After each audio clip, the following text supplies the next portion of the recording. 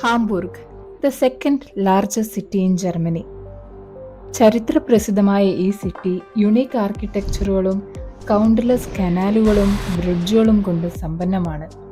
Hello everyone, welcome to another video. ഇപ്രാവശ്യത്തെ ക്രിസ്മസിന് വീട്ടിലിരിക്കാതെ ഒരു ട്രിപ്പ് പ്ലാൻ ചെയ്തു. അങ്ങനെയാണ് ഞങ്ങൾ ഹാംബുർഗ് ചൂസ് ചെയ്യുന്നത്.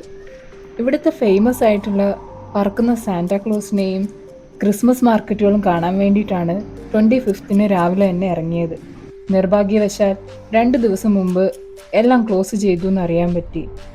വൺ ഡേ ട്രിപ്പ് ആയതുകൊണ്ട് തന്നെ ഒത്തിരി സ്ഥലങ്ങൾ ഞങ്ങൾക്ക് എക്സ്പ്ലോർ ചെയ്യാൻ പറ്റിയില്ല. എന്നിരുന്നാലും പറ്റുന്നത്രയും സിറ്റിയുടെ പാർട്ടുകൾ ഞങ്ങൾ ക്യാപ്ചർ ചെയ്യാൻ ശ്രമിച്ചിട്ടുണ്ട്.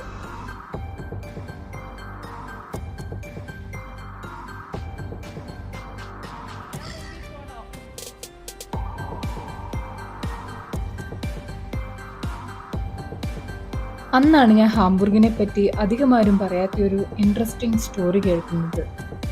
അന്ത കഥ ഇങ്ങ സൊല്ലട്ടുമാ?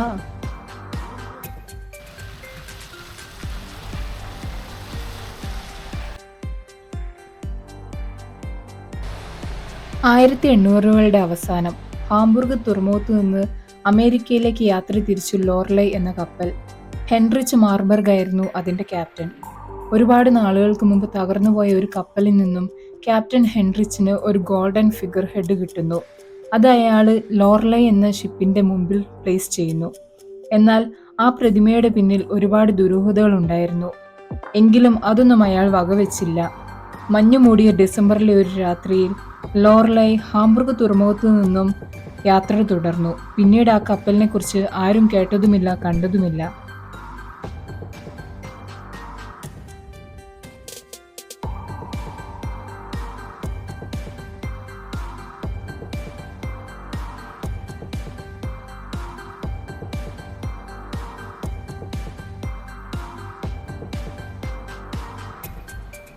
ഒരുപാട് നാളുകൾക്ക് ശേഷം ഒരു പറ്റം മത്സ്യത്തൊഴിലാളികൾ ഒരു കപ്പൽ കാണാനിടയായി.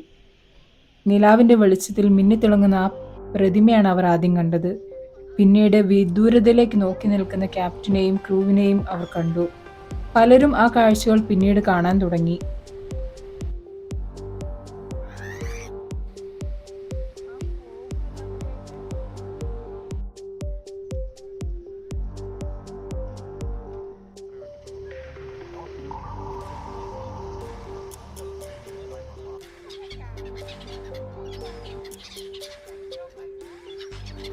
ലോർലൈ പ്രേതക്കപ്പൽ കാണുന്നത് ഹാംബുർഗിലെ നാവികർക്ക് ദുരന്തത്തിന്റെ ചിഹ്നമായി മാറി.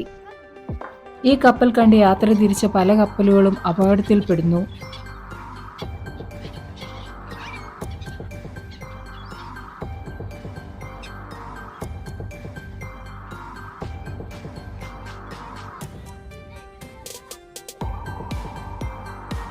അതുകൊണ്ട് തന്നെ ലോർലൈ കപ്പൽ കണ്ടു കഴിഞ്ഞാൽ തുടർന്നുള്ള യാത്ര ക്യാൻസൽ ചെയ്യുക പതിവായിരുന്നു.